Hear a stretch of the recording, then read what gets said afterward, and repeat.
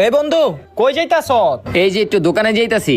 আমার একটু লয়ে যা বেটা, বৃষ্টির লইগা যাইতে পারতাছি না, তুই তো ছাতা আনছ, লয়ে যা আমারে। আয়।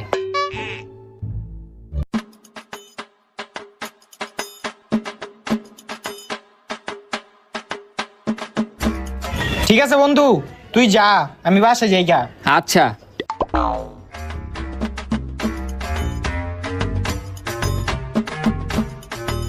এই যে কাকা চিপসের টাকাটা।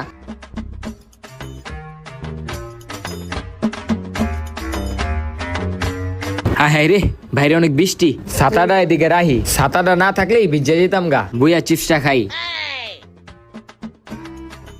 একটু ফেসবুকে ঢুকি।